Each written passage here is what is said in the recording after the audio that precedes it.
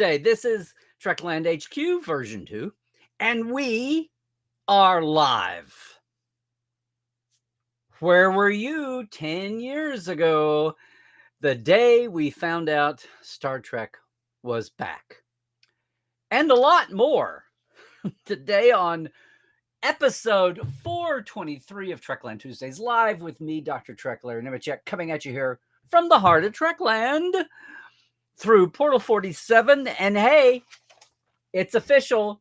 The 10th anniversary, free to the public, Portal 47 Open House, 10 years of the Portal. Our 10th anniversary guest for Open House is the great David Goodman.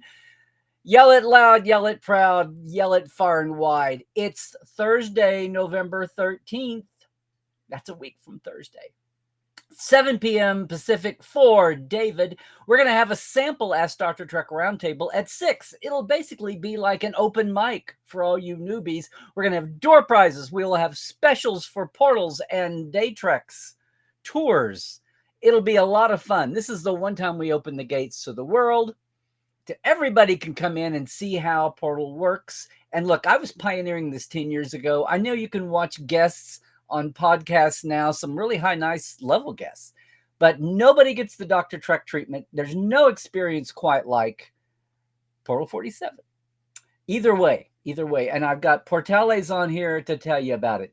Mark your calendar, 7 p.m. Pacific for David. We will start earlier at 6 for the open mic, Ask Dr. Trek roundtable, the door prizes, all of that will be at 6 Pacific. That's 9 Eastern. Might even get some of the Europeans staying up late with us. Who knows? The great David Goodman with his Trek and Orville. I know. And his Futurama.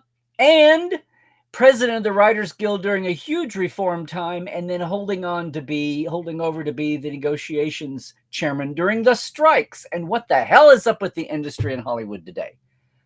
Yes, not your typical happy-dappy Star Trek celebrity interview at all, as Open House never is, as Portal 47 is not. All right, mark your calendars now. Oh, you can't get in unless you've reserved. It's just your email. So go to LarryNemechek.com or portal47.net. The links are there. Just leave your email. You'll be in for the drawings. You'll be in for be contacted with the Zoom, all the cool stuff. All right, Thursday, November 13th, 7 Pacific, 6 Pacific, really? And LarryNemechek.com or portal47.net to get your free ticket. All right. Well, it's Tuesday. That's big news. We've had all kinds of news lately. Rest in peace, R.I.P. to the great Ralph Sinensky, who just in the last less than 10 years here, I'd finally gotten into his orbit after years of worshiping him from afar. No, the last of the great original series, I should say, directors, although we're losing next generation directors too at a rapid pace. But Ralph was amazing. He was 98 when I finally sat down and talked to him, and he gave me so much of his time, and then spent 2 hours with the Portales in a Portal 47 session that has not been public, but our sit down got converted into Trek Files episodes. There's 6 of them. Ralph got out to be on Scott Mance's Pandemic podcast for the original series. A lot of people got to interview him here in the last few years. What a fascinating story. And his own time with Trek went from the sublime to the ridiculous and angrifying. And yet he came out of that thanks to a couple of young Trekkies in a community theater cast of You Can't Take It With You. And we owe them a lot for having Ralph back with us. So RIP, Ralph. I've posted a lot. The Trek Files has posted a lot. All of fandom has posted a lot for Ralph's. You can get the links to the Trek Files episodes. That happened Saturday. And by the way, happy Election Day if you're in a place that's voting today. And hey, happy Will Rogers' birthday, speaking of Election Day. And the Route 66 Centennial next year. Look, even though we lost the farmhouse, the ranch house this year, and the stables, Will's spirit is everywhere. After all, we so need Will Rogers still today. He did say, I am the only person born on Election Day who will admit it. You see, in them days, my mom couldn't vote, so she stayed home and gave birth to me to get back at the government. So happy birthday, Will. If you're in the LA area, there will be a soft launch reopening, such as it is of the Will Rogers State Historic Park, Will's Ranch House area in the Palisades, Saturday, the 8th. So much going on. So much going on. And yes, I looked at my calendar this week, TTLers. It's so, hey, I wanted to plunge in today. We've got so much going on. But dare I forget to mention that we are here every Tuesday at about this time. And I'm so glad to have you with us. And if you are new, before I launch into the soapbox for today, which is the main theme, before I do that, if you haven't already, please find the chat room, find the chat log, introduce yourself if you're new to us. Let us know how you're doing, where you're coming from around the world, which is why I have had Trekland Tuesdays live for 423 weekly episodes since 2017. Let us know where you're coming from, because we are around the world and global right now, aside from all of our Americas who are in the daytime trying to do this during work and sneak it. I know, a lot of lurkers. But I like this time of day rather than the American prime time, just because we can get the global influence and the global perspective.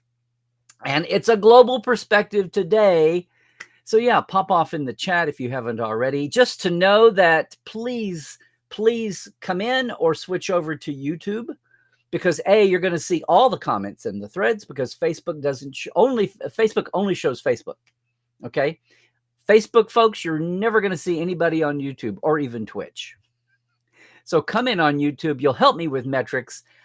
You'll get all the chat, and you will be able, if you so feel inclined, to slip a little super chat cash our way on a day like today, because I do get by on our Patreons and on whatever super chat we get here for everything streaming at Trekland. For the days that we don't have a guest, the guest days are awesome, but a day like today, we'll have the my little soapbox here. And then we'll take a mini break, and then I will dive into the chat. So your chat is not wasted. I'm not paying attention right now, but oh boy, will I, when we reset the needle. And speaking of reset the needle, I was stumbling through my calendar that we use for social posts and realized it was actually Sunday, November 2nd. For some reason, I was thinking it was 3 days away from Thanksgiving, but nope. This is why we have documentation. This is why we make a record. It was November 2nd, 2015. Yes, 10 years ago. We woke up to this bombshell after wondering when and how and where and what the situation would be, and whether it be Netflix and me getting wrongly attributed to starting an announcement in a panel that Netflix was producing a new Star Trek. Wrong, never said that. We got the news that there would be a new Star Trek in 2017. Now, we didn't know what. We didn't know who, only that Alex Kurtzman, who had recently divorced professionally from Bob Orsi and was on his own now with Secret Hideout, his new company, that they would be producing. So that immediately was a legacy thing back to the hated, vaunted JJ movies by the old guard anyway. But all we knew, we had no idea about a what. We also knew that Alex would not be the showrunner, that they would hire somebody to do that. We had no idea of a when. Well, they said January 2017. That wound up not holding up. And the where was going to be this new thing called CBS All Access. What the heck was that? Well, once again, it was a deja vu moment, right? Some of us are old enough to remember when UPN was announced, kind of stole the fire or shared the spotlight the same time the WB was launched as the new fifth or sixth, they wound up being sixth, sadly, network using Star Trek as a flagship, which was where Voyager came from. Although I did not realize this at the time, but Voyager was happening and going to be syndicated until totally apart from the Paramount TV machine syndication. UPN jumped up and so you have a Trek ready? We'll take that. Yeah, it was deja vu back to that day. Look, it's been 10 years since that day.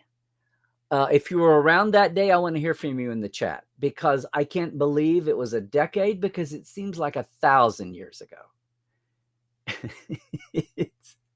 I mean, we got so few details. We had some, but no, we didn't know what era it would be. We didn't know if it would be in Prime or still in the Kelvin universe. I love how the people that make these huge promotions, they want as much eyeballs as possible, right? When you have a PR announcement like this, huge splash, you got the attention of the world. You were a front page story on Huffington Post, among other things, just below the fold, not too far. And you got all that attention, and you don't even know what the F questions that are easy to answer that people would want to know. Now, maybe it was not known at the time, but I gotta believe one of the first things Alex thought of was, oh yes, we want this to be in the Kelvin timeline. Or, oh no, we're gonna put this back in Prime. He had to have known that, among other things. They didn't have a showrunner yet. If they did, they would have announced it. Or they would have held up the announcement that they were on the verge of signing a showrunner. But it was a bombshell to all of us who were around, wondering, after 10 years of the fallow period, wandering in the desert, Star Trek was. And yeah, I know we had the 3 Kelvin movies, and they were a good placeholder. There's a report out now that the last Chris Pine JJ Trek movie may not happen after all, was a new bombshell today. The Origins movie, but the further we drift and get down the line, it's been 10 years. It's been 10 years since they were working on Beyond in a hurry, in a catch-up.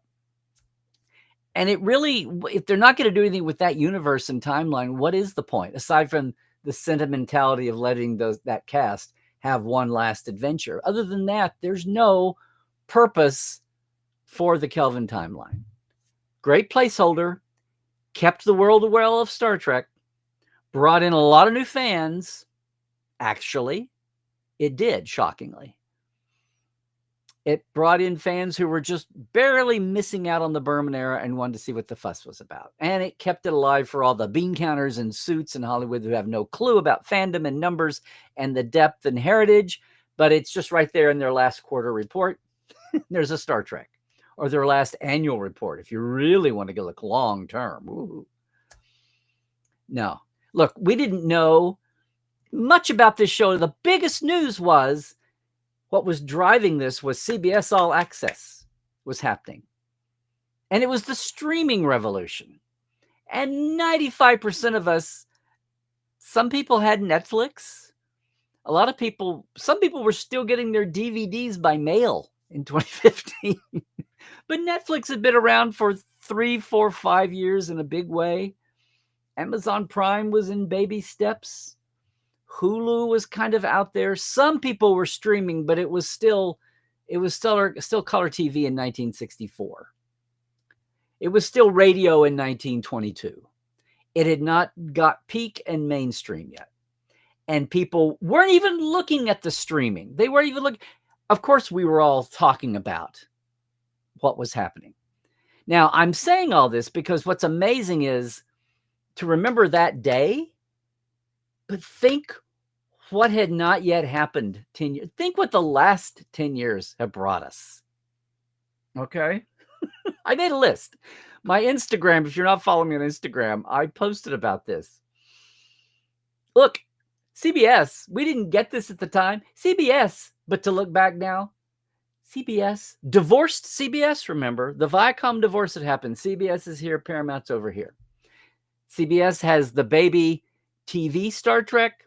Paramount, the movie studio, gets to take the kid on the weekend and give it a huge trip every 3 or 4 years. Mama CBS does nothing special with the kids after the divorce. That's the way I always thought it made sense. But CBS was the first of the legacy brick and mortar networks to have their own streaming channel.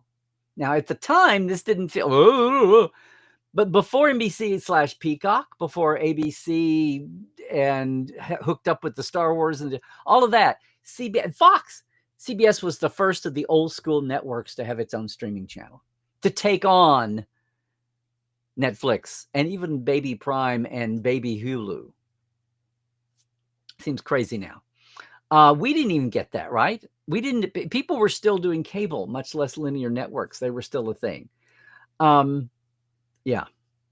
And look, at the time, the delivery mode, all of that stuff, that wasn't the question. It looked like we were going to have to sit with that just a little bit longer.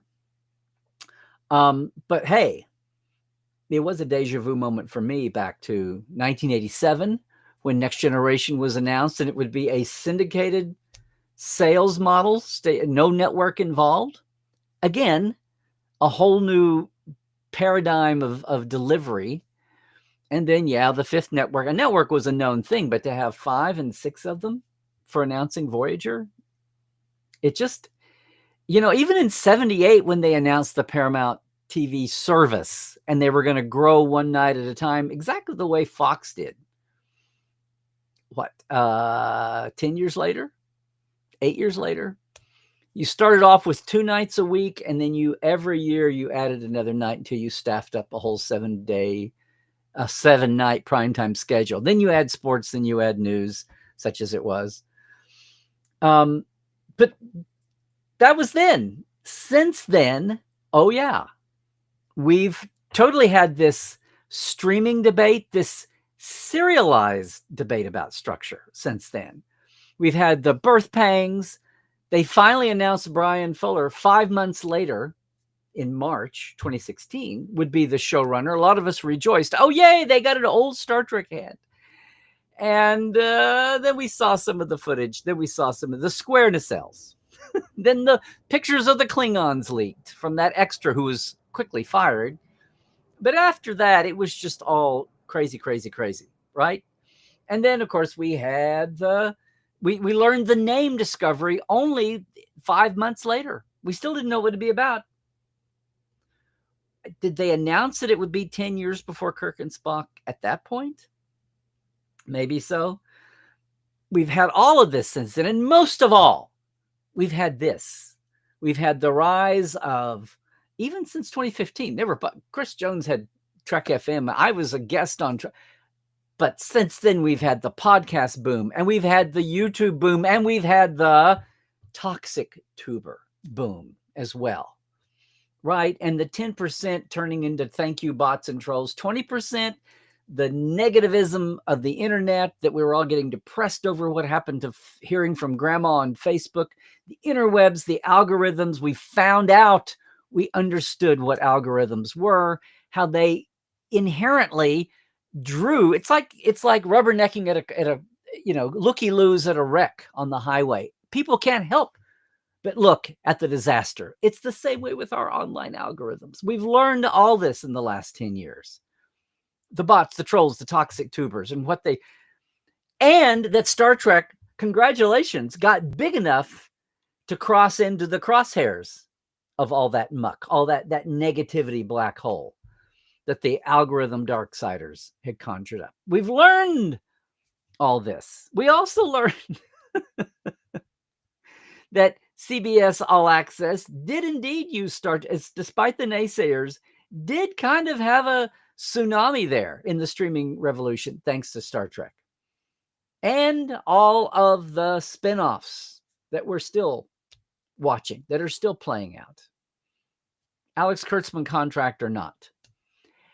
And now the CBS Paramount, the reconciliation, the remarriage, the remerger, just in time for the sell-off soap opera that we've been living through the last couple of years. And we're still shaking through, watching the rest of the CBS and Paramount assets and the implications for that, well beyond just our little Star Trek bubble. But 10 years ago, before all of that, we had come through 10 years ago. We had come through 10 long years. No weekly Star Trek adventures, no canon evolution, no new character actor quotes, no new faces at convention, no fresh blood on any level for anything that anybody who loves Star Trek did. Huge hunts, huge introspection on the original series and the whole Berman era. Nothing new for 10 years. Were we going to age out? Was the birth rate for Trekkies even slower than the global birth rate recharge? Were we definitely going to age out of existence, much less relevance? Wow. That day, 10 years ago, bombshell out of nowhere. I know for a fact that some of the arms of Paramount itself, who worked on Star Trek, as atrophied down as that was, only heard about this announcement because, again, it came from one of the other arms, the new streaming arm. It came from that arm. They didn't even have a Rolodex of who was important in Star Trek in the rest of the corporation to notify. They only heard on days, if not hours, notice. Came out of the blue for everybody. Secret projects are like that. Looking at you, Oppenheimer. But hopefully, this one didn't have quite tortured metaphors. I'm sorry, guys. Quite the bomb blast. It did, though. It did in a safe way until the speculation got crazy. And look, I'm just trying to recapture that day. If you were there, you knew. If you were older, yeah, you did remember 1986 or even 1977, much less 1993. Whenever Star Trek was called on to pioneer something new, much less just come back from the brink, to come back from the fallow period of whatever period we're talking about. You remember those days. And here's the thing. Do you remember where you were when you heard it? When you woke up that morning and heard the news? Of course, and we've got a lot of them here. And thank you for being here. I hate Gen Z and alphas. I just want to think about people in terms of how old you were or where you were with your Trek. I don't hate the people. I hate the labels. Don't misunderstand me. I hate the Gen labels because I always have to stop and do math in my head. Why can't we just say people in their 20s, people in their 30s, people in their teens? Why can't we just say that? I don't get it. I know it's more syllables, and I'm usually on the side of fewer syllables, the better. But my point here is for everybody who was not part of this world 10 years ago, everything I've said is just gibberish. Well, aside from what we've endured the last 10 years, the highs and the lows and the other lows, and some of the highs. You only know what you know. You only know you came into this world since that last ground-shaking announcement. And so welcome to the party. I don't mean to exclude you from any of this, but for a chunk of us, it was a day, and it was 10 years ago. Seems like 1,000? Yeah, I think so. But on the other hand, it's just been that. It's just been that. What's funny is I went back and archived. I looked at my tweets from that morning. I shared that on Instagram. My tweets, the first, well, you can see, the first one was, this is not a drill. Star Trek is back on TV, looking for a writer and pioneering a platform. It's 1986 all over again. That was my first reaction, and I went to the Hollywood Reporter story. And I said, there you go. It took 10 years. So much for the whole 20 years, 30 years before Star Trek's back on TV. Remember when Enterprise was canceled? Oh, it's so tired. It's so tired. It needs to refresh. It'll be 20 years before we get Star Trek back on TV. It took 10. If it hadn't been for the divorce in creatively challenged Hollywood, always looking to reboot an oldie, existing IP, as we say now, yeah, it would have been less than 10 if not for the divorce. My next tweet was, I always have said new TV Star Trek won't happen until it happens. And then Katie bar the door and go get your resume drawer. And then I tweeted, fallow time is over. It'll be curious to see how much oxygen is left in the room for all the fill-ins. And by that, I meant we were in the fan film boom.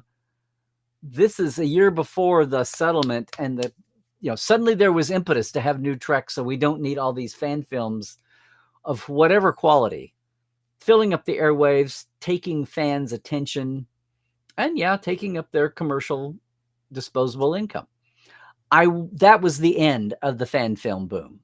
And you can talk about the Axanar lawsuit and all that, but the writing was on the wall. We were going to have mainstream, national, global Star Trek, the real thing made by the studio. All your little go do it. Have a path for that. But wasn't gonna be the same. The big boys were back in the room. The adults were back.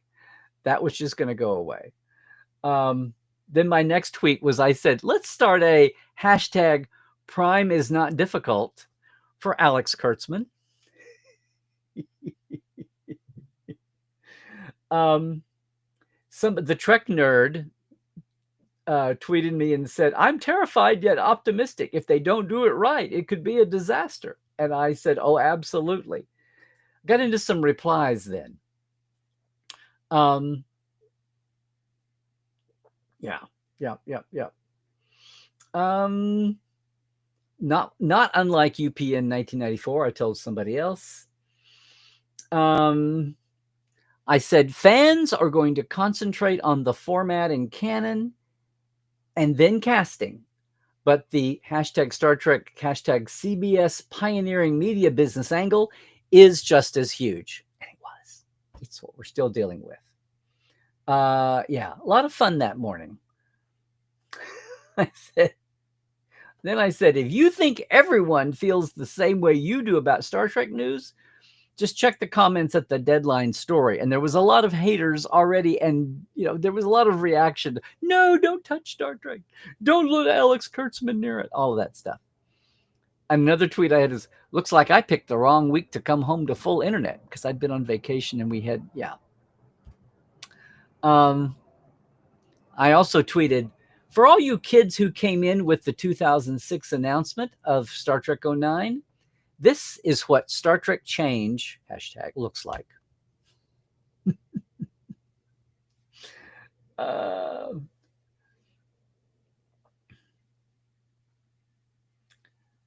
Yep. Yeah, we were full of the shock wave, and then the questions immediately started. I reprinted the front page of the Huffington Post, which is why I could refer to it. It was like in the third layer of stories down in those days.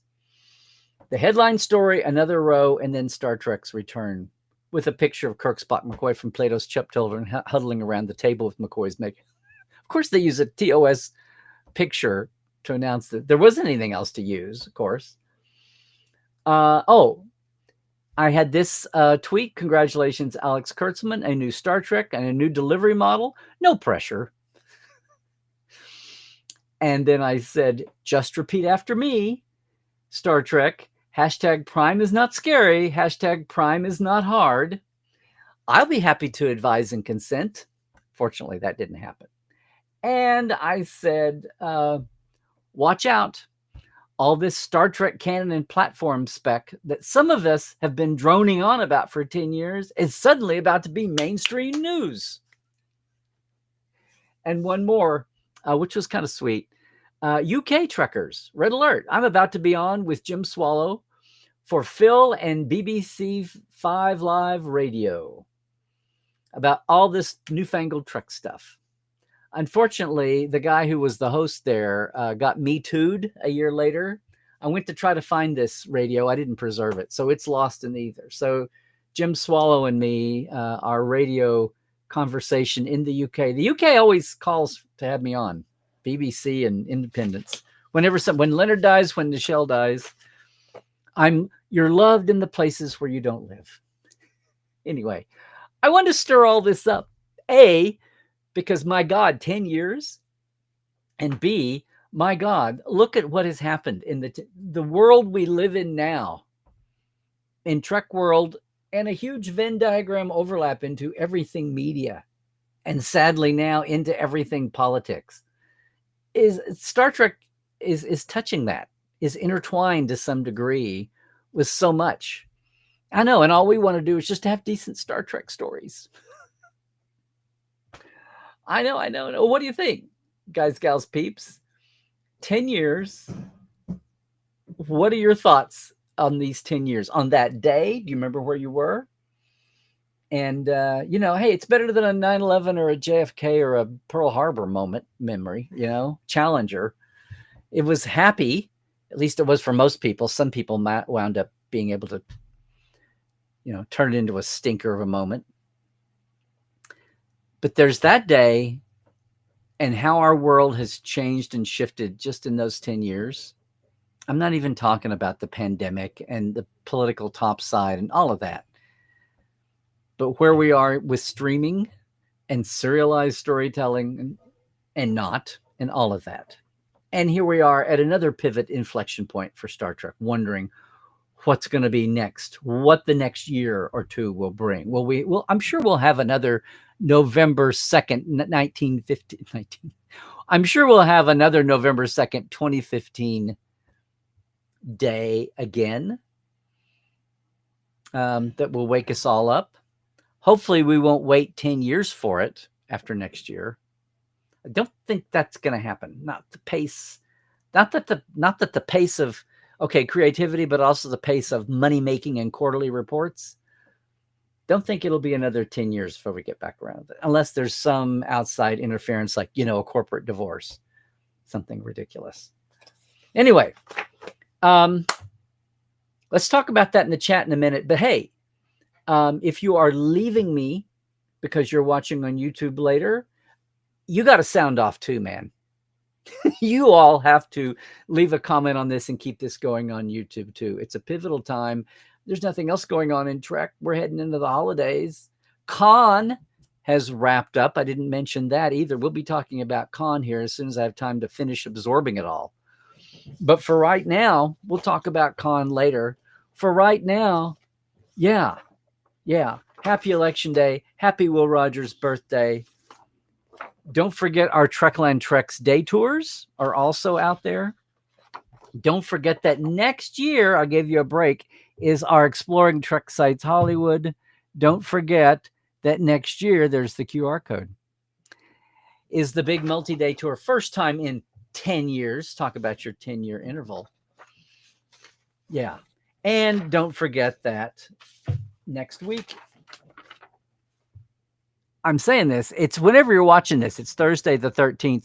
You want to get to LarryNemechek.com or portal47.net and register. Freebie register. But you want to get that way, you're not only got the Zoom link, you're in the hopper for the door prizes. And we may even have some past door prize winners in the chat today. Of course, the big thing is I got to thank all of our Patreon folk also as well. Hey, thank you to Chuck A., James Kerwin, Diana Hopkins, Albert Gunn-Janssen, Lawrence Todd, Chris Jiggins, Mitch Keith Rombach, Josh Patton, Pranakasha Productions, Comedy Forecast, and our live wires, J.R. Pull, Gary Williams, Robert McLean, Byron Bailey, our new live wire, MJ Frug. Very clever, Michael. Is that how you want to be listed? Let me know. Chris Garris, Brandon Coles, Dave Gregory, Jesse at Crusher Convo, Donna S. Runyon, and Casey Shafsky. And again, gang, it's so simple to be part of my simple little Patreon. It's just $5 or $10 a month. You can designate more if you want to, but that's all I'm doing for the weekly shout out and for the shout out plus access to our past Portal 47 early years interviews. Portal 47 is 10 years old this year. It's our 10th anniversary. That's what the open house always marks, the anniversary. I had a first anniversary, and the 10 is 10. That's why I'm so thrilled to have David with us. And I'm also thrilled to help out a friend of mine this week on the Trek Files. Yes, you've been seeing him all over the interwebs. Our guest is the great Doug Drexler. We're looking at, though, it's a Trek Files. You've got to have a file. We're looking at a news clipping from the Save Star Trek campaign where high schooler Doug Drexler in New York City is quoted in a Newsday news article. Yeah, It's talking about Doug's personal history, only the way the Trek Files would do it. And yes, his Kickstarter for the documentary, they're over halfway, but they need to close in. They're over halfway on the tally and they're over halfway on the count. So jump over if you haven't done it yet. Just Google Doug Drexler Kickstarter and you'll get there. Okay? And the Trek Files, of course, every week is at thetrekfiles.com. The new page, Memory Alpha, with the player, the hot links, and the documents all there. Thrilled to have Doug with us this week. The new one is out today, right? As always, on a Tuesday. Otherwise, gang, you know where to find me. You folks leaving us. It's Larry Nemechek on Twitter and Blue Sky. It's Larry's Trekland on Instagram and Facebook. And, of course, portal47.net. If you're curious, it'll be open house in a week. Go check that out. You can join now if you want to. There'll probably be a joining special at the open house. Just saying. That is going to wrap it up for today on a busy day, on a busy week, when ostensibly no Star Trek is really happening, but lots to think about. I hope I started up. I hope you'll leave a comment if you're watching later. The live chat gang is going to hang on here for just a second. Meanwhile, everybody, please, please, please, go vote today if you're able to go vote and if you're in a voting area. Yes on 50, by the way. And what do I say? Stay healthy, do all the things. Stay awoke, check the sources. It's so thick out there. And Trek well, everybody.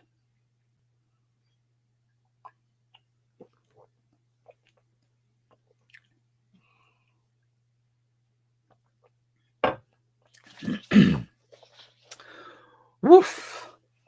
Woof, woof, woof. Give me just a second, gang. This is the most cards I've had in the deck in a while. And I just want to make sure we've got all our rows in a deck.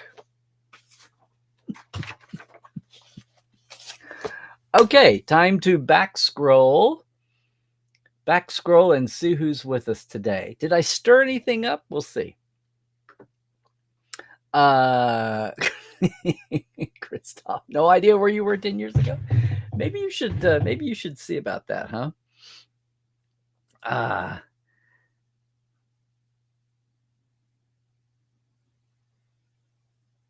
And oh, I'm never used to your YouTube name. Your YouTube name.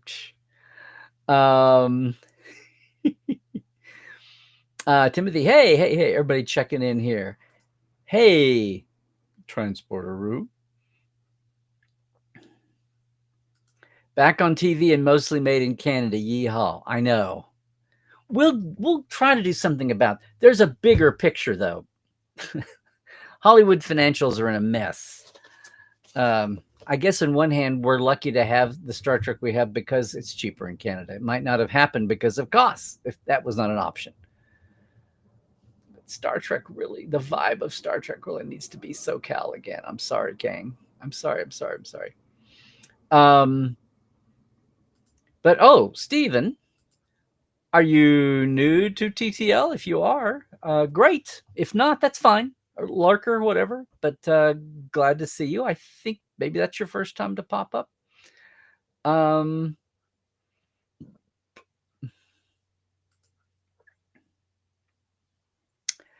Yes, Christoph, I'm going to have Euro midday on the 12th because open house is on the 13th. So we'll have regular European midday for the Portales at the 12th.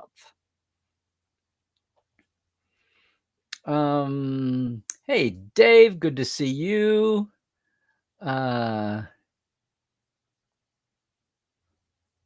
have run a little long late today.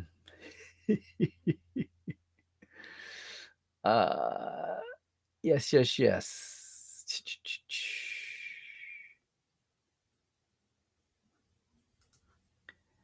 Hope there are no TSA issues trying to get out here. What's in 2 weeks? Chicago? Oh, thank you, Myth Dustards on Twitch. Just listen to this is the first time anybody's actually communicated on Twitch in a while. Do you know that? It's a lonely channel over there. Just listen to your Doug Drexler episode today while on my lunch break at Walgreens. Well, I hope you enjoyed it. Did you learn anything new? I did. I had no idea that Doug was in the paper. What was he, a freshman, a sophomore in high school? Oh my gosh.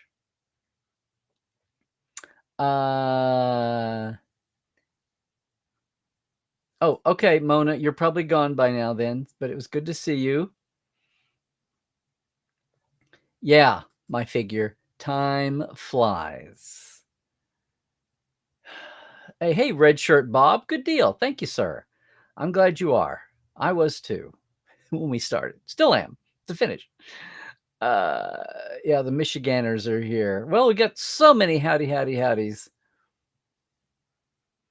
Well, like you're the only one. Like who else? Like people signed up for the good life, the good wife, the next wife, whatever that spinoff was called.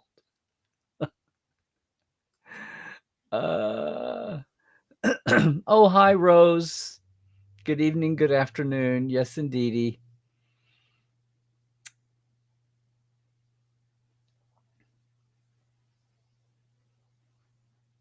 Christoph, you're not a lurker, Christoph. Come on, give it up. You can't help yourself. You're not lurking. There you go, right there. Okay. Answer to the question. You remember the day? Yes, indeed. Do you have a Twitter track to remember what you were thinking? Exactly. That slapped me in the face a couple of weeks ago when I realized it. You remember the first teaser for Discovery very specifically and thinking how it reminded me of the planet of the Titans Enterprise, which was the point, which then they immediately, Brian didn't think anybody would notice. There's times when the creators who are Star Trek fans surprise me. Like, you're a fan, you would have noticed that. What? Really? The tech heads? I know it was 2015 and online fandom wasn't quite as, solidified as it is now, but we had tech heads and we had ship pornistas in 2015. Things moved a little slower, but we'd had the internet for 20 years. We had social media for 7, 8 years in a big way. Yes, red shirt. Yes, Bob. This is why I do a show, so you can keep up. That's why lots of people do shows, so we can all keep each other up on whatever our little blind spots are. You remember hearing about CBS All Access, and there was no way you were going to pay for it. Yes, and you didn't subscribe until just before it became Paramount Plus. Alrighty then. That was part of it too. A lot of people were mad about paying, but see, I don't think that really hit home on the day. That quickly spooled out as the weeks and months went by and became part of the whole anti-Trek thing. It all became one big mass of it's too woke. I want standalone shows. I'm not going to pay for Star Trek. It was a whole, I can't. And then there were people that said, I don't understand.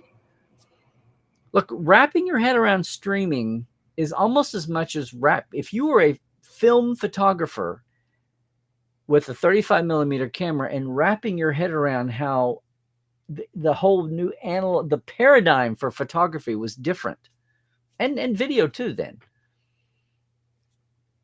And if you were in news, the idea of you didn't have to write X amount of, in the old days, you wrote too many inches and they had to cut it off to fit the space on the page. I know. Stay with me here. And now it's you refuse to write so many words because they're not going to pay you those pennies per word. Yeah, yep. Star Trek Kelvin 4 is the most Schrodinger's Trek movie ever. Yep. Really had high hopes for the new Trek when Discovery was announced. And then what happened? Hey, Sean. Thank you for joining us. Thomas Riker is still somewhere out there just because the writers forgot doesn't mean you did. And good that. Hey, Ron. Howdy do to you too. It's been a while, hadn't it? Yes, it was. The new movie should be a 7 of 9 film. Well, that came out of nowhere, but okay. Okay. I was Mr. TNG. Oh, from the companion? Okay, well, I'll take that. Hey, I will, like everybody else who's worked for Star Trek in some capacity, of all the things to be associated with, yeah. Mine wasn't quite as random an occurrence as some of the actors cast or the crew people hired, but I'll take it. I was gunning for this. Changeling test. What creature escapes in the Lower Decks episode, I have no bones, yet I must flee? Seriously? Seriously? I'm not going to say a word because you did this 30 minutes ago. I know. Hey, Bob D, you lurk all you want to, except you just posted, so technically you just blew your lurker cover. CBS always paving ways to new things, streaming, and now cowtailing. Is that a euphemism for slanted news? Cowtailing? Is that a euphemism for the Sheridan shows? I don't know. You can explain. Everybody, it's still a big party. Sean, did I happen to see Adam Savage's tested video in the Paramount archives? Archivists are fighting to scan tapes and film before it deteriorates. Oh, yeah. Well, film will hold up better than tapes. I didn't need to see this. No, wait. I think you've misunderstood me. Why would I ever say that? Nattering nabobs of negativity. Yeah, thank you, Spiro Agnew.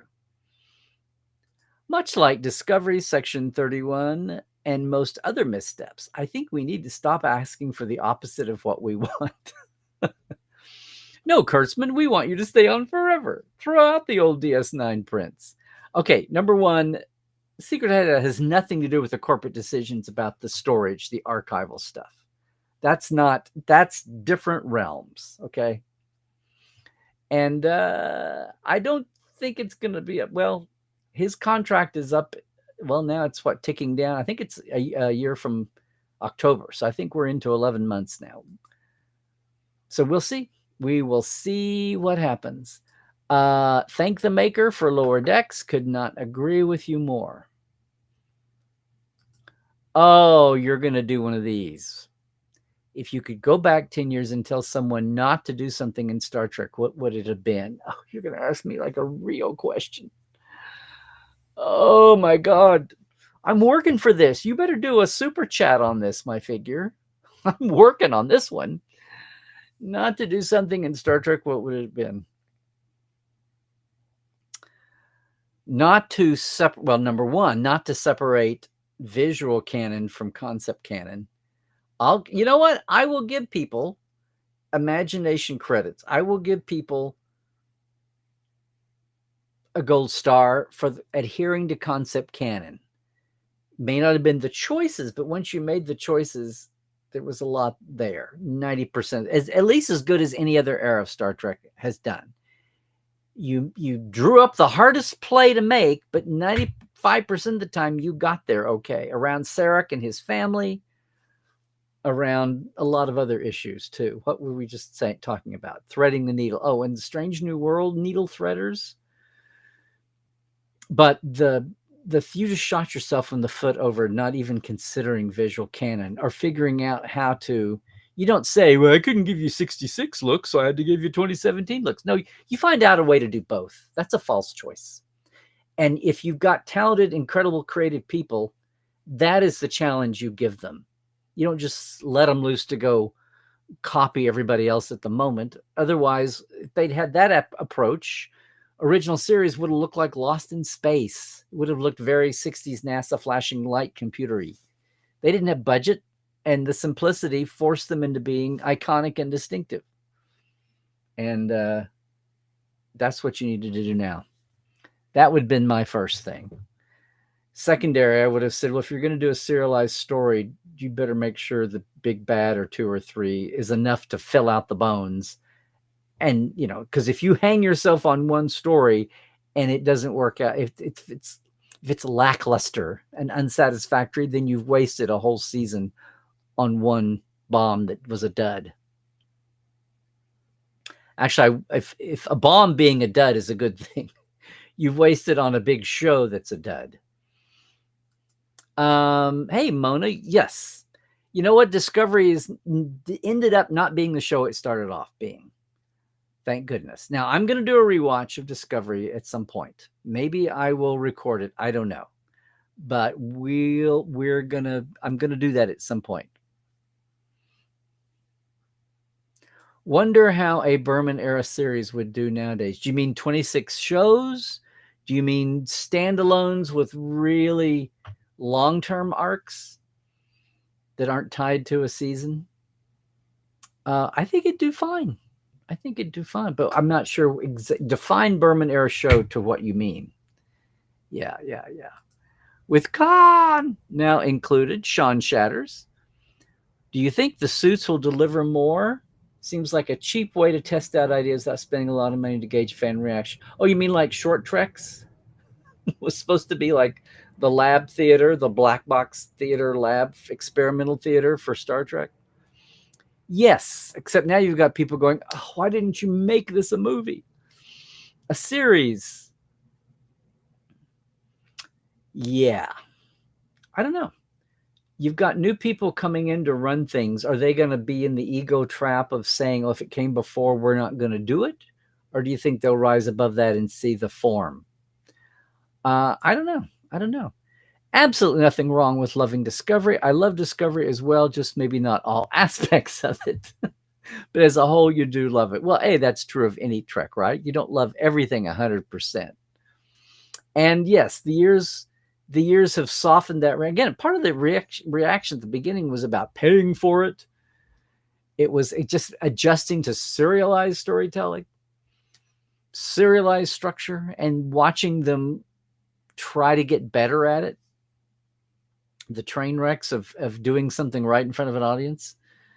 Do you love all of everything? Absolutely not. Yep. Biggest, and again, the day I'm talking about, that was all in the future, right? On the day it happened, all we knew, people could start hating on Alex being the producer of record. That got things started off that way. Otherwise, everything else was just a big blank open book. Blank check. Biggest difference between the Berman era series and now is definitely pacing. I think the pacing was much better on the older series. Yes, even though people now look at it 30 years ago and go, oh, it's slow. Well, everything is faster now. That aside, they were trying to figure out this whole, it was almost like Saturday morning serial, Perils of Pauline or Flash Gordon or Gene Autry Melody Ranch or something. It was like the Saturday morning serial, the little cliffhangers, 10 cliffhangers in a row. How ridiculous does it get? Well, you had a week between episodes, so you didn't just think you just saw that crazy cliffhanger. And those were kids and adult, goofy adult thing. 20s silence, the serials, and then the 40s and 50s, mainly cowboys and sci-fi. And kids' memories, not until you sit and watch them as a cheap TV rerun on your local station at the dawn of TV in the mornings or weekend mornings, taking up airtime cheaply, do you realize how ridiculous those every 5-minute climaxes were. But that same kind of thing, updating that basic structure, it took a while. Even though it had been around for 10 years, adapting it to the Trek idiom is what was tricky. And an audience that had been watching serialized storytelling since Lost, right? 10 years. The audience was used to serialized, but not serialized in the filter, the prism of a Trek story. And that was that. That and paying for it. You can only remember back to 1980. Okay. Oh, Sean, so many things wrong with Discovery, but literally from day one, for off on the wrong foot. It was like an AI video of a jet fighter dumping excrement on the faithful. No, scratch that too, real. You're 56, so you have been a Trekkie forever. I'm 48, so I can remember a good chunk of Trek, yeah. Absolutely, Ron. Starlog was your internet. Yes, indeed. With the shorter seasons, I wonder if the Legacy series would be as good today. They needed the 26 episodes to flesh out stuff, in my opinion. Well, yeah, but that's hindsight. That's like looking at the Section 31 movie and wondering what it had been if it had been a series. And so much of that stuff that you were just like, it was either stupid or you got all this stuff that then made no difference. And you could tell they were hanging on to the meat of characters and situations that had been planned for the series and was probably stuffing up the pipe for the flow of a 2-hour movie, which was sad. Now, all of that had time to pack down. In the case of Phase 2, you had a series developed. And those two, Ilea and Decker, were going to be newly developed characters. Same thing. I did a Trek 2TL on this. That motion picture in Phase 2 were exactly the same as Section 31, if you think about it.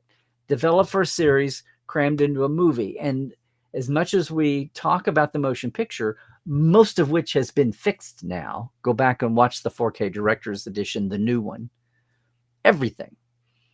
Editing, color, sound, editing. But yeah, everything that had been created for Ilea, especially, and Deltans and all that, and Decker, was nicely compressed down, where it didn't bog you down a couple of times. A lot of the audience who weren't Treks and hadn't been paying attention, Ilea says, my oath of celibacy is on record. And to the uninitiated, that kind of comes out of nowhere. Like, what's that leading into? Did I miss something? You barely know about Deltans and their pheromones and all of that. And it's not really part of the main story. It doesn't affect V'ger. That was just an inkling of the kind of thing that was lost that would have been part of a series. It was a lot less tamed that way on Section 31. So anyway, that's what I got rolling, took away from that. But I agree. We're looking at it from the standpoint of we know how it went with 26. It's hard to imagine less.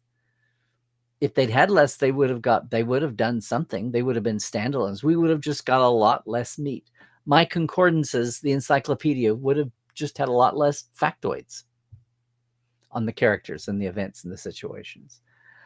Still miss Starlog so much. Would it work as a digital PDF magazine? Oops. I fell for that.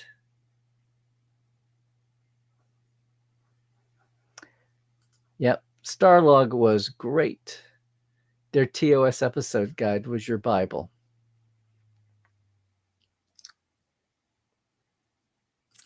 Hey, my figure. Starlog was completely scanned, and then it disappeared the last I checked. It was out for several years. We need to get Communicator / the official Star Trek Fan Club magazine scanned and preserved. Especially the last 10 years or so. A lot of that I edited. Hey, Red Shirt. You don't remember where you were, but you remember exactly where you were when Strange New Worlds was announced. I really needed some feel-good news. Yeah, you and a big club. They all used to be, but they got taken down. Yeah, exactly. Occasionally, you like to look on the secondary market and find old issues you know you had and rebuy them. There you go. Star Trek continues. Yeah. Looked at them some, but once digitized, they will never go away. You have to go looking for those again. Yeah. Truly hope Sussman is able to make Unite happen. So do I. It would be nice to have someone that you have connection with running things. But it's just such a down-to-earth movie, and it would be such redemption for Enterprise in a way, don't you think? The way some of the modern series have been able to redeem season 3 Picard redeemed Nemesis in a way. If you still owned a scanner, you'd start there's hundreds of issues of Starlog. I know people kind of think we only need the first couple of hundred, first 100 or two. And after that, they got really bleh, and we got out of the 80s sci-fi boom, 70s, 80s sci-fi boom. You don't like Kurtzman. He's coarse and rough and irritating, and he gets everywhere. Are you talking about sand? Or are you talking about... You can buy a thumb drive with all the Trek fact files on Etsy? Okay. Need for some of the writers to read. A lot of people read the chronology. I mean, a lot of that is known. Larry had his still in the wrappers and donated them back to the studio for scanning, but there are fan scans too. Yeah. Well, I put them back to the archive because they didn't have a complete set. Wow, Sean, you remember that, huh? Wow, okay. Well, enjoy yourself. Have a good day. 10 years ago, Philip, glad you could join us. You were hoping to attend the STLV 50th the next year. Didn't get a chance to, but it was nice to hear TV was getting a show. I wondered how they were planning to square the circle there. And now we know. We got a lumpy ellipsoidal oval or something. Oh, well, that's nice, my figure. That's mutual.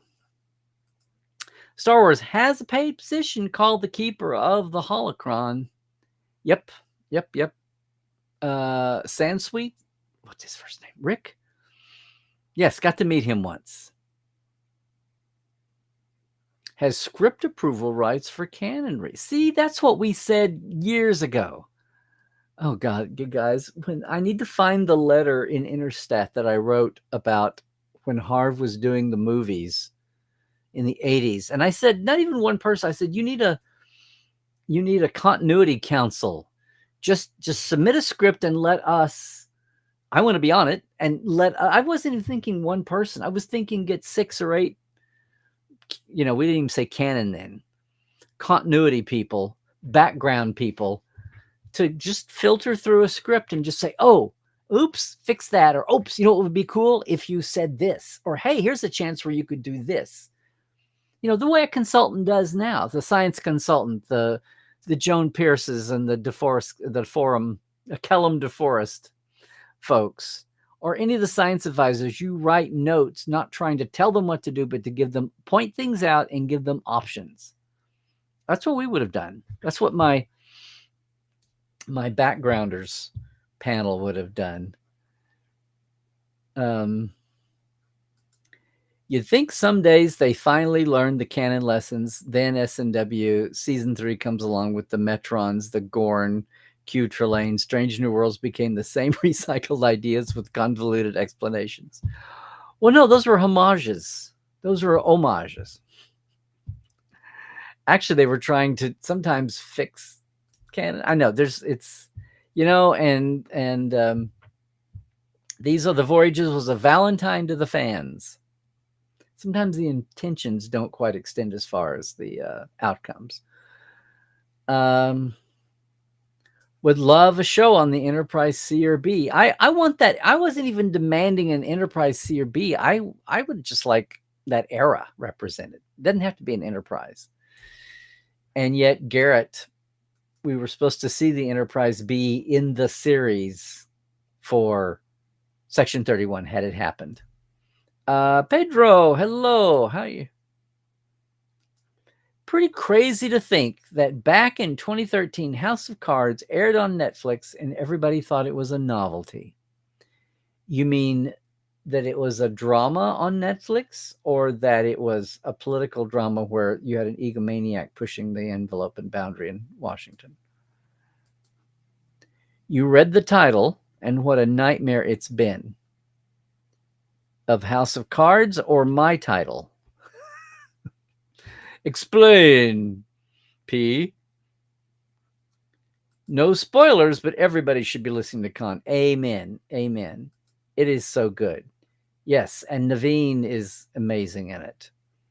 See, Khan nudged canon only barely and did it respectfully. It really fills out the story instead of. Well, the easy part here, Sean, is what was the story? You had the two endpoints.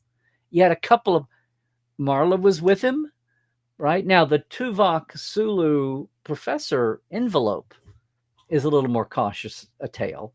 But the actor, like, what did we know about him other than the start date and the end date, right? And the planet shifts and she dies. And a few of the character names that pop up going in and coming out that are in his merry band. Other than that, we don't, you know. Is Khan TOS timeline or Strange New? Well, it's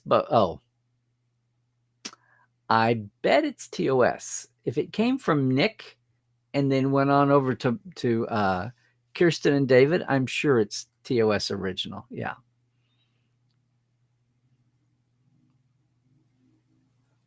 Forget Epstein. Release the Star Trek fact files.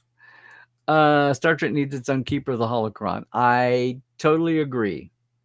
There's kind of little bitty watered down versions of that, but it's more reactive, not proactive, if that makes sense. People review things after they've happened sometimes. And people try to put in preemptive. You know, when Discovery came out, John Van Sitters sent every background book to the writer's room, including Encyclopedia, the Chronology, including the TNG, including Stellar Cartography 2013, and Jeff's book before that.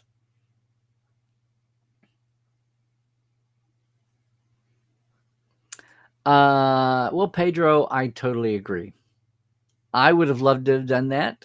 There's lots of people who would, but you know, it's got to be somebody who doesn't just stand up anally and go, "You can't do that. You can't do that." It's got to be somebody who goes, "Okay." Again, it's what the science advisors do. It's what Aaron does, and Mohammed. It's what Andre did and Narain before him.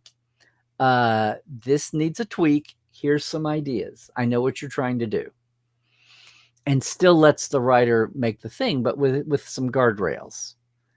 You can do that on everything, as Joan Pierce and Kellum DeForest originally did.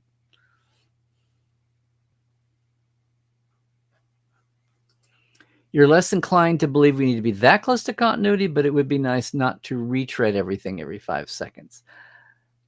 I'm not sure what you mean, unless you mean the repetitious retreading of things. It would certainly, yeah. Can we just have it be in the same universe, or else go away and say what's happening? Yeah.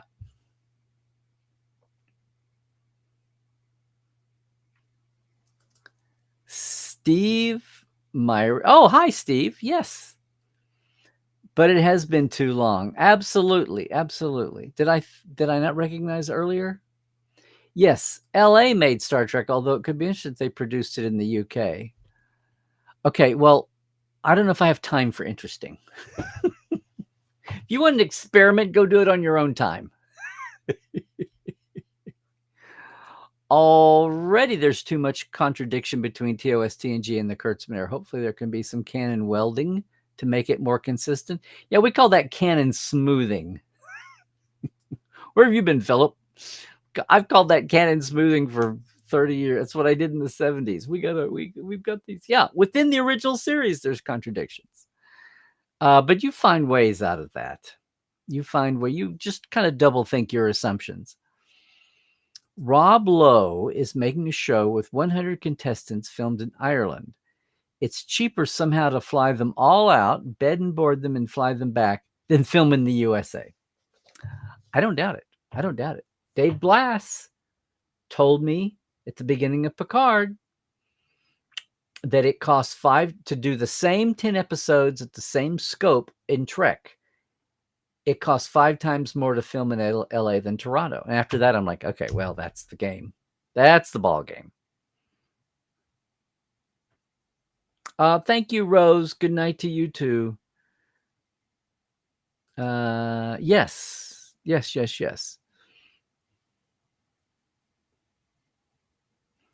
Well, not some things do, but yeah, there's a lot does, and some that doesn't. And will be the next 20 years will be full of the retconners and the canon smoothers.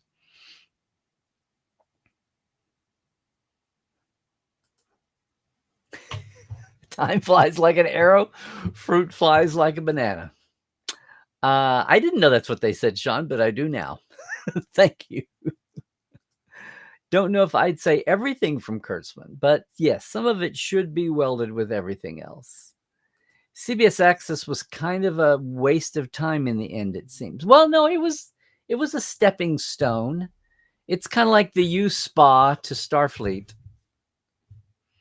That's what it was gonna be. They couldn't use Paramount because they weren't corporately together, and streaming wasn't gonna happen in the old, divide between TV and movies. Well, streaming is gonna be over here, the production studio and all that. So it had to start there.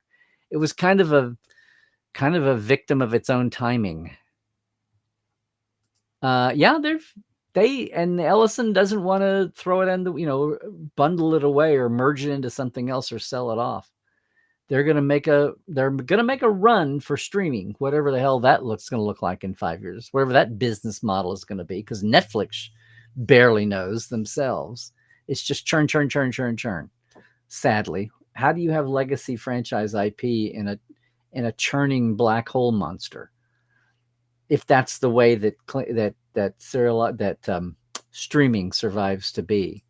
First episode of Discovery, Burnham uses a universal translator and explains to Klingon what it is like it was a new species. Did they just forget they used them a century earlier in Archer's era? I'm going to go back. See, this is why I want to do a rewatch. She's not explaining it to her crew. She's explaining it to the Klingons. Did Archer explain it? What's the gaps? 100 years of rando actions is room for gaps to fall through. Or you could just say, I'm sure they never watched Enterprise. Well, I know, Ron, this is what a lot of people have done to settle their jangled nerves, their hurt eyes. I'm just amazed that nobody in 2017 thought this would be an issue. I've had people who barely Star Trek is just a thing they know because it's been around 60 years. And they'd see Discovery and go, wait, that's supposed to happen before the 60s Kirk and Spock? And it wouldn't make sense to them. So you could say, well, they're just ignorant of the franchise. Or you could say, no, they have a fresh eyes on the franchise. It's just a real blindered approach to what the reaction was going to be. In the past 10 years, the amount of Star Trek fan films has been a lot, and that's been the better Star Trek, which is kind of crazy. Well, it's dropped off in the last. I mean, we hit the peak, and then all the Axanar mess and the rules. And are people ignoring the rules? I wanted to do a deep dive on this and see. What's your other annoyance about, Sean? Your other annoyance about Trek is that you don't mind paying, but have it in the one place, including Prodigy, amen, and don't mess around with the delayed international release dates. No one will wait. Just release it. I think that gap's been closing. Haven't they been releasing everything on the same day of Strange New as we've gone along? The day later gap, hasn't that closed? You've only seen the handful of quality Star Trek fan films. Some are okay Star Trek, but most are not good films and movies. And that's okay. It's the mom and pops. People are doing it for passion. They're not trying to... There's a little bit of ego and competition involved, but a lot of people are just doing it the way... There used to be good fan fiction and crappy fan fiction, but it was about somebody had to get that out of their system because they love Star Trek. There is no reason at all. There is no reason for all Star Trek to not be on Paramount Plus. Yeah. Visual effects have been better in modern fan films than official Star Trek. Sometimes the traditional classic look of ships that Picard came back around to once Dave Blass got in, and the visual effects teams were kind of shouldered. Oh, cowtailing is kowtowing. Gotcha. I thought that's what you meant, but yeah. Got it. Got it. Cowtailing. Okay. Yeah, kowtowing is as in here. Yeah. No one, unfortunately, cares to go through their archives. So many TV shows are missing from the archives that only exist on tape masters. But a lot of things are missing because they were on tape, and the 60s, they were like, oh, this is expensive. Why, I know, from Doctor Who through talk shows and game shows and soap operas. That's cheap. No one cares. Who's going to want to see this later? That was a whole thing. But that was in the 50s, dawn of TV. Nobody thought anybody would watch something late. You've seen it once. Why would you want it again? That crazy Desi and Lucy, they're recording their shows on film. Who's going to care later on? Stop and have a clue. That's what we call vision. And even if you're talking about you're going to make money from it down the line, and that's a motivator for having the vision, it's still a vision. And now we're sitting here with so many hours, thousands of hours we don't have. We have all the disappeared silent movies, including Will Rogers' movie that was the best movie of 1924, I think. And it doesn't exist anymore. That would have been nice to have had.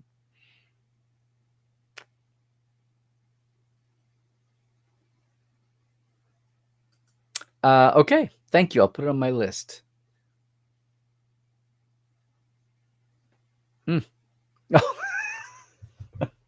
Did I beg that much? Okay, well, thank you. That'll add to my. They don't release this until you get to $100. So I have these like little nickel and dime moments, and then finally 9 months later, because I don't go into this full bore, because we have Portal 47 and we have the Treks. But this is nice, and I appreciate that. Thank you. Russell T. Davis is separating from who again? Well, there you go. You kind of cycle in and out there a little bit. Strange New Worlds was too embarrassed to use the TOS bridge design. Enterprise was brave and got it correct. There's ways. There's designing, and then there's cinematography, and they're different. And people keep thinking that design is cinematography. There's plenty of ways you could have enhanced the basic 60s plywood look and had it be there. You weren't a huge fan of the Kelvin storytelling, but the cast was first rate. I'm hoping they get another film. I know. That was what I finally came around to. The best part of the Kelvin movies was the casting. And the fact that they were treading water for Trek at a time when that was apparently impossible. Because the family was fighting. The parents were fighting. Yeah, that Christmas special. He can finish what he started ruining the show. Ruining, or are you being facetious, or what's going on there? Okay. What, Sean? You recently saw the clip where they redressed Disco as the Enterprise in season 1, the classic red panels and all of that. It was so tastefully done and nostalgic. S&W is a downgrade on the sets for. You mean season 2? That wasn't a redress. That was the bridge set was built. I think they redressed some of the corridor and paint with the paint. But yes, thank you. You made me think. Yep.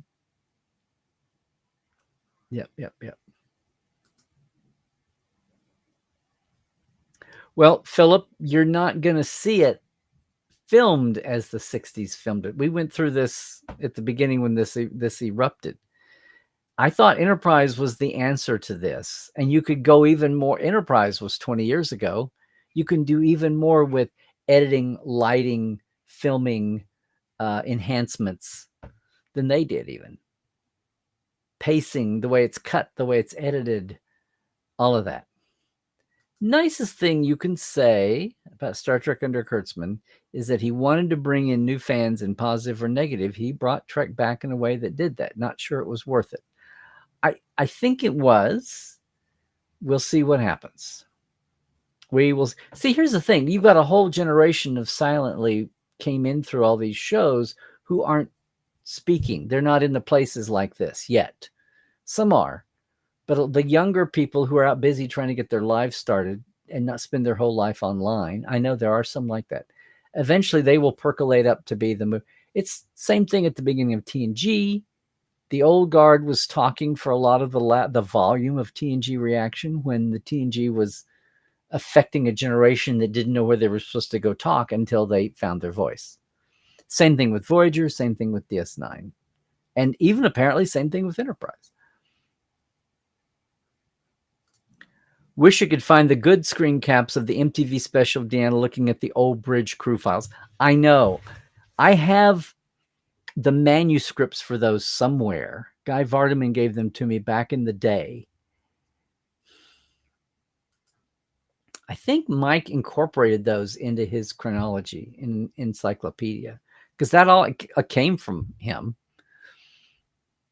You've done a rewatch. You have done a rewatch of the first 2 Disco seasons. Some of it holds up very well. Some of it's just head-scratchingly bad. Season 2 with Pike started really strong. Then they fired the writers. Yeah, it was going to have all that religion versus the theology versus secularism was going to be a theme. Yeah, interesting. People have problems with the pacing of older Star Trek. I question whether they want something that can be comprehended. Modern TV makes zero sense thanks to editing. Yeah, and rotating cameras. Accounting for 3 leap years, Kurtzman was now fired at least once. 3,653 days. Yes, in 10 years. Yeah, there you go. Thank you, Christoph, for doing some math. Hey, yes, you too, Chris. Time to go home. Hopefully we'll get to make it to the midday Zoom. Awesome. Hey, BR Clayton. BR Clayt. Hi back at you. Are you coming in fresh and new? Or have you been lurking around? It's all good either. Oh, hi, Brian. I know you buy your Mars over here better than, except that's not Mars, that's the moon. Hi, Brian. Depending on what you're watching, TOS's pacing has never been a challenge for you. Yeah. I can understand, Pedro, what is going on in older TV. Modern TV, I have no idea what's going on because it doesn't make a lick of sense. Well, now those are kind of broad brush terms, but I hear you. I know I like having the captions on, but maybe that's just because we're watching so much British TV now. Which you eventually get into. It's like watching a Shakespeare play. At the beginning, you're thrown by the cadence and the terminology and the sentence flow, but after a few minutes, your brain and your ear gets attuned. You get on the frequency. Yep. Modern TV makes sense if you know what to watch, but there's a lot out there. Oh, and by the way, hi, Chucka. Hi, Chuck A.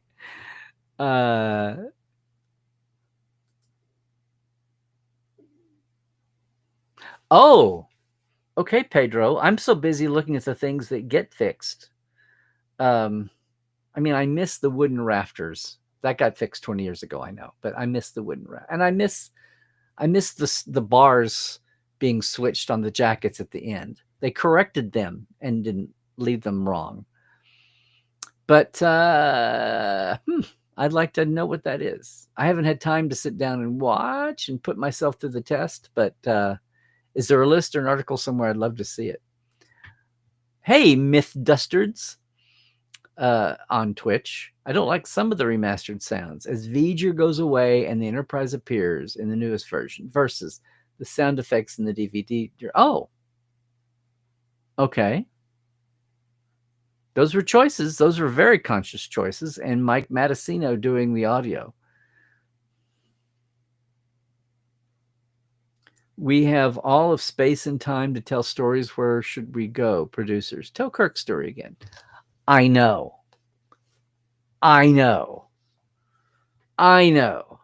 We have 3 centuries and even more if you want to bridge the 800 years into the 33rd, 32nd. All of that. You have a whole local galaxy to go to. And let's talk about Kirk again. And I get it that we've just done that, so why keep doing that? Hey, Phil, you are 33, and your first Star Trek film was First Contact, and the show I grew up with was Voyager. Janeway was your favorite captain. Yep, you never forget your first. It's never been a question that women could be leaders for me. Well, at least, Pedro, you're being broad brushed. All of modern TV is terrible at telling television. Editing is so fast it helps cover the plot. Well, are we going to thank the Wall Street stockbrokers for owning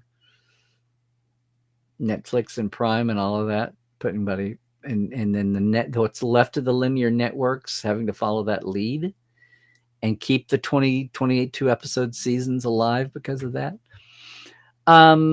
Hey, Christoph, TMP Remaster has a few slightly weird audio bits. Not that you remember details, of course. For All Mankind, Dark Matter, and even Foundation. Steve Sansweet or Pablo Hidalgo? Can we nominate Aaron Walke for the Canon Committee? Sure. Yes. A lot of fans were saying there was that 10% difference from due to rights issues, but I'm pretty sure it was CBS telling them to make everything look completely different. Kind of.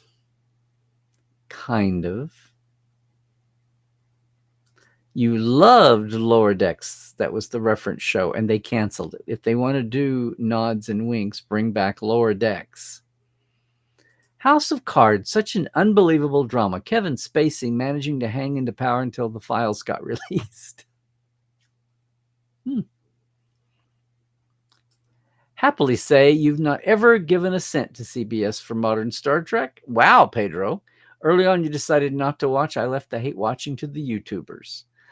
Do you buy the Blu-rays, DVDs afterwards even? Or have you been totally? Or do you do it the, you ask and you commit here in a thing?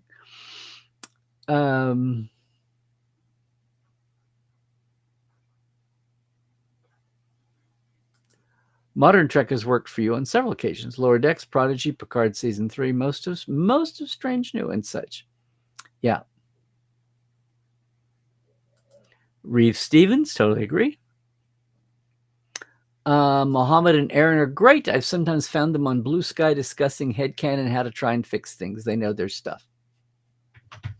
Yeah. I'll just say though, that's 40-year. That's why I'm a Trek fan. You get pulled in, but why do you stay? Because it's all the stuff that needs to be collected, and the stuff that needs to be joined, and the stuff that needs to be smoothed over to be joined and gap filled. Yeah. Yep. Oh, we're on very late? I know, Melody, sorry. When referring to the writers of TOS or Berman Trek, when referring to how the writers of TOS or Berman Trek were faced with shorter seasons, the outcome still would be better. It's not about the ep count as much as the mindset, education, background. Probably true. Philip, you can understand that some writers might find it terrifying or daunting to look at the manuals, encyclopedias, but Star Trek, immerse yourself in it. Yeah, Philip, this is why. Oops. This is why we say canon. This is why we say canon is not scary. That was why I think I said Prime, but that first day of tweeting at the news, you don't have to go live in an alternate universe that you make up because you're too terrified to attack that. Although I've heard people, the day I heard Ira Bear talk about modern Trek and say, well, canon's like an anchor around your neck. And I'm like, well, then let's let all the pro novel authors, they seem to have done it fairly well. Just do a story with them. I think they can cut down. I know 2 or 3 of them certainly can. Kirsten, David, yes. You just ordered the Trek Files. The Trek Files or the Fact Files? Oh. Don't get me started, Sean. Don't get me started. If we're going to talk about this temporal war and the timeline resetting, then give us the final outcome. Don't just say it happened, then walk away. And that's what somebody, not Alex, is doing on Strange New, and it's pissing me off. Apologies for negative attitude. It's like a mirror universe of Star Trek that's been transmitted back. Okay. Oh, apparently we have a raider. Don't need that guy. 2 episodes of Picard where Seven and Jurati run around LA beaming in at the Reagan building. They walk across the street and around the block. LA is expensive.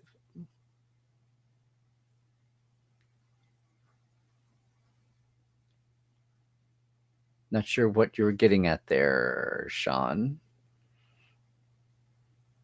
Your attitude is why CBS All Access and the official Twitter page love you so much. Oh, well, at least I didn't threaten the people in charge like some people who didn't get banned did. Wow. Okay, that's a tale you should tell sometime. I guess I didn't read this. Metalis and Akiva have acknowledged, Terry and Akiva have acknowledged the continuity issues, but for some reason never did a story about it. Terry did all he could to keep continuity going because that's the fan. Akiva seemed to be intimidated by it. He wanted to blow it up, but he didn't want to give you the answer for what would happen in its place. In Broken Bow, they adjusted the translator for Klingon. Then it never came up again until Discovery, when somehow Klingons never met humans or heard of a translator before. Well, if it was a one-off, look, Enterprise is the place where record keeping is everything. They didn't know what to call Ferengis, so apparently any report they made about that didn't survive. The Borg report never got made in terms it would be connected to the Borg later. So the Klingons were known. The Vulcans were hand-holding by then. I know. Hey, Jesse, glad you could bop in. Look who's here. At least you got the tail end of your life. Work gets in the way. I know. Now, what is this? There was one old lady who recorded all U.S. network TV for 40 years on tape and had apartments full of tapes. She was rich. These are now being digitized and on the only records of all sorts. Oh, my God. Was she like in New York City? I'm betting. Oh, my God. I wonder if there's a story about this. I'm going to just Google old lady who recorded all U.S. network TV for 40 years. During the day, did she have daytime? That would be awesome. And syndicated shows that were too poor to keep an archive. Need more. Otoy loves 765-874. Oh, you know the number. Wow, you memorized the episode number. Yeah, but maybe they can get to the point. I know it's a budget thing, but it's also they're in their little box that the studios let them occupy. I started to say we need more of that, but they're there where they are. But yes, archive problem heavily affects stuff edited on tape. Yes, 80s and like TNG. Negatives for Space Precinct might be lost, for example. 80s and 90s cartoon fare worse. Stuck on degrading SD. Just posting about Patrick Stewart's retiring. Oh, Captain, my Captain. Oh, is that a breaking news since I've been on live here?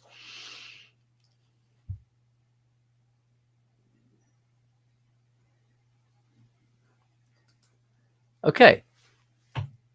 If you ever get the chance, is the Starfleet scene near the beginning with the shuttle. Look at the far left of the shuttle. Okay. Well, you're back and Ron's leaving. Okay.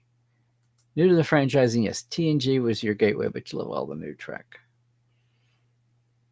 I think the big difference is the speed of editing is digital editing. Now they can trim 3 frames here and 4 frames there of a shot. They weren't doing that when they physically had to cut and splice. Correct. Hi, Sydney. Hope you're well there. British TV, you remember back when The Office UK was released on DVD in the US, they added a British language guide. That was funny. I love the way I've noticed on all the BritBox and BB. I love the way the Brits say come through instead of come in. Like they're at the front door and there's a living room and they say, come through. Would you come through? And they just go through the door. Like through to me is like come through the corridor, like come through like a doorway. It's that thick. Is that something you have to come through? Anyway, it's interesting. Just a little usage thing. When somebody says come through, I'm thinking like you're there and I'm way over here, so come all the way through to back here. But that's another one of billions of English American idioms there. Ooh, you have a pitch for the new Archer show? The future man is in fact Kirk. Producers are going to love it. Well, Brandon always thought it was Archer, I think, right? No more Kirk. Always telling the story of Kirk in Star Trek is like always telling the Skywalker story in Star Wars. Yeah, kind of. Am I messed up here? We're having, I'm not. There we go. Dark matter is awesome. Yes. Hey, Dan. Howdy do. Are we going to have the chat that never ends here? You've been a hermit to modern Star Trek. No, you haven't decided to illegally watch either. Watching would affect my mental health. I'd just be shouting at the screen like watching a bad football match. Well, I'm glad you've decided to give all the rest of humanity a break there, Pedro. What? How I referenced that T-shirt that you own almost. Well, it's my hashtag stack. Thank you for owning it, Mona. That's why 10 years ago, you saw the tweets. I'm using those 10 years ago. I decided that if I didn't trademark them the modern way, that I'd lose control. And to trademark now is to hashtag it and record that. Oh, hey, Astral Works. I know you've been with us before, but good to see you. You remember the day 10 years ago like it was yesterday. It was a great moment. And fit your prediction in 2005 that TV Trek would be back in 5 years of a Trek movie. Even though they had nothing to do with each other, but there you go. Well, yeah, 6. Dayton Ward's absolutely one of your favorite Trek. And why not? You would hate for future guy in the temporal world to be Archer. Much prefer it being a Romulan. I know. Or anything besides Archer.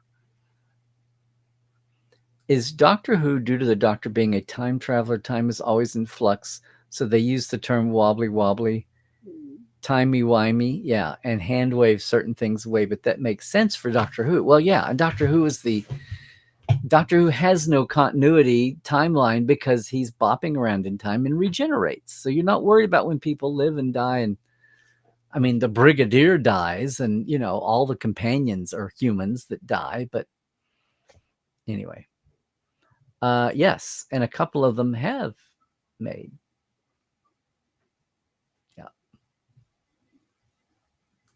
If they did a story to explain the continuity differences, you mean the Kelvin universe and the Prime universe? Are you talking about a story that explains when the hell the eugenics war did happen?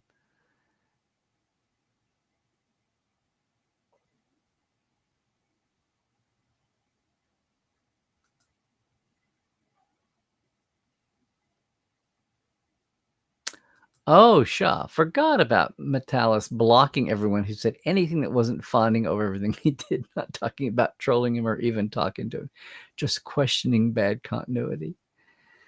Oh, okay. She also did it. Even discussions where he wasn't mentioned, I think Metalis was Googling himself and dropping blocks on fans who just wanted things to make sense. Yeah, which was hard because Terry was trying hard to make more sense of things than the other shows did. Yeah. You always go attack the person who's trying the most. The people who don't care get a pass. That's true in Trek, and It's apparently true in politics. People who care aren't caring hard enough, because look at the idiots that are running around and don't care.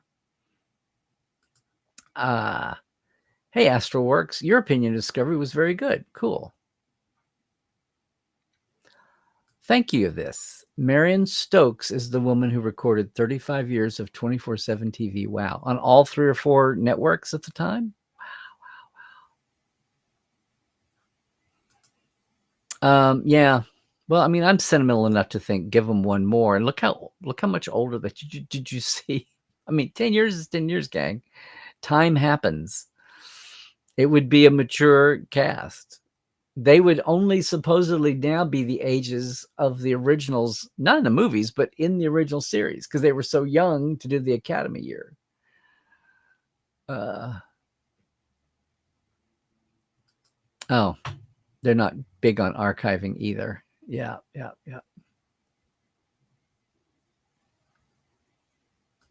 Steve Shives has an English teacher on his lives, and he was telling the story of trying to explain tipped his hat to the class from Great Gatsby as they didn't understand what it meant.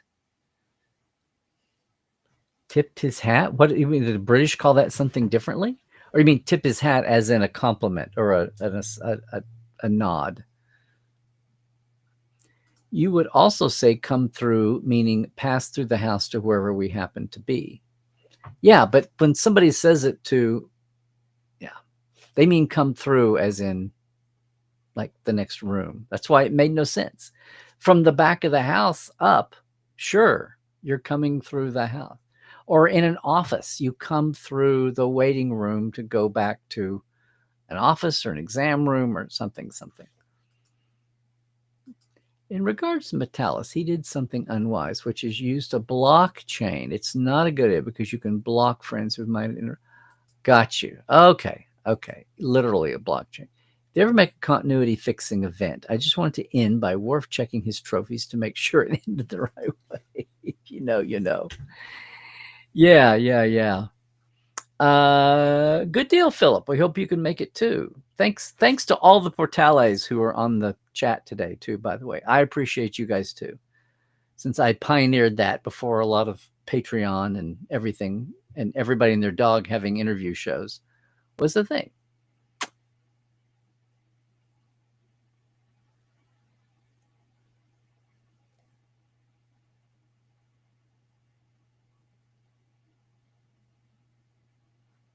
The RV was just all the news she wanted there to be a record to avoid historical revisionism.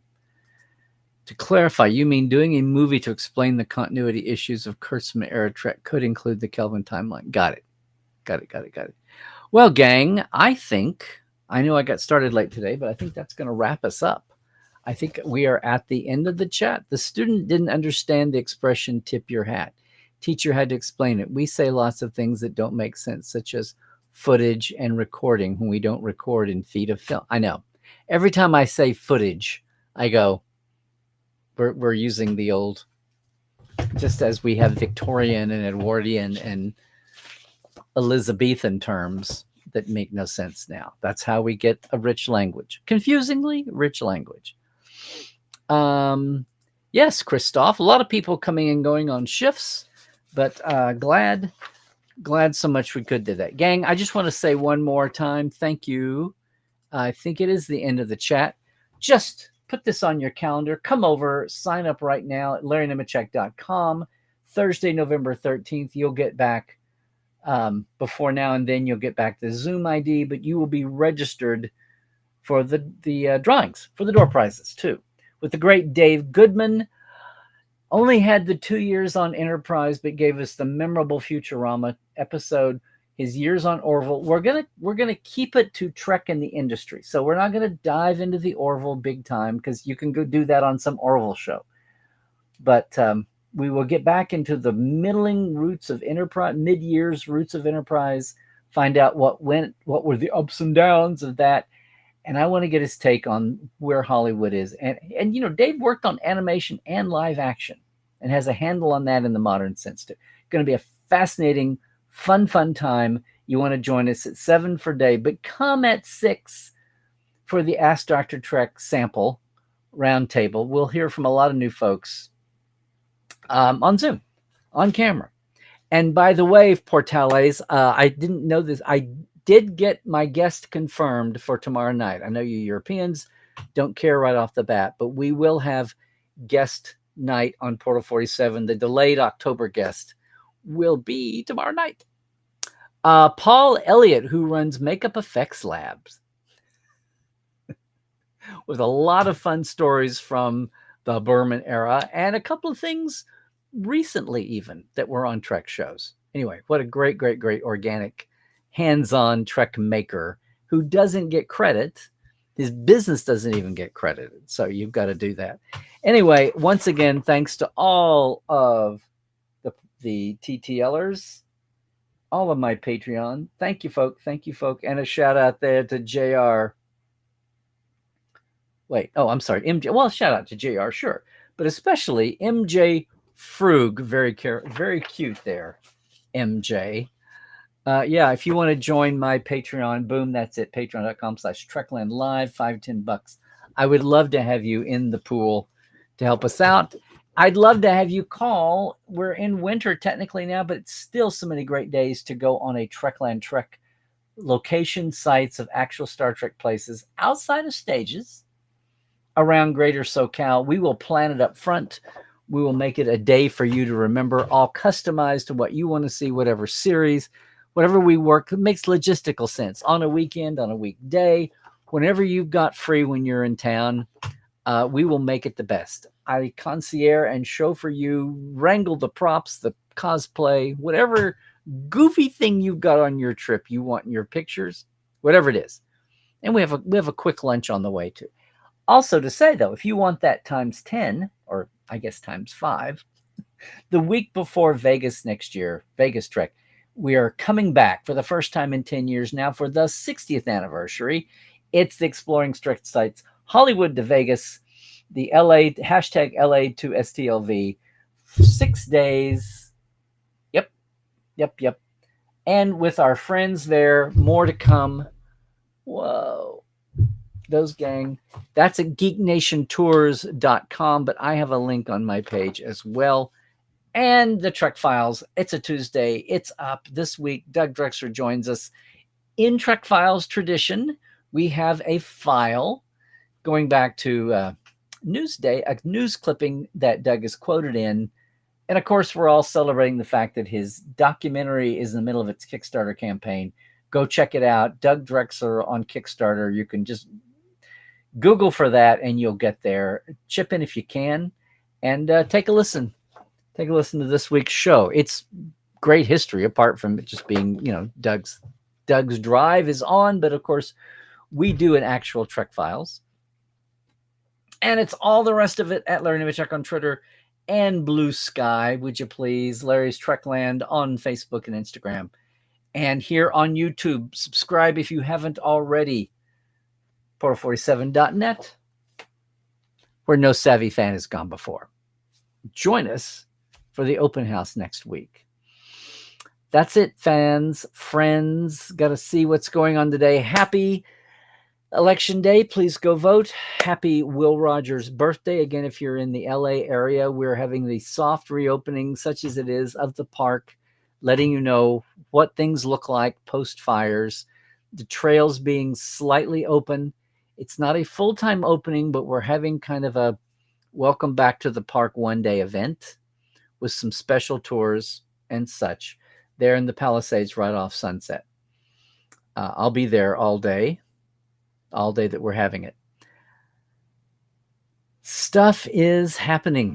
So 10 years since the comeback of modern Trek, for better and for worse. And all the spin-off cultural and tech events that have come along the way. Wow. Yeah. Just remember, Portal 47 was in business, 3 months? 3 to 4 months ahead of that.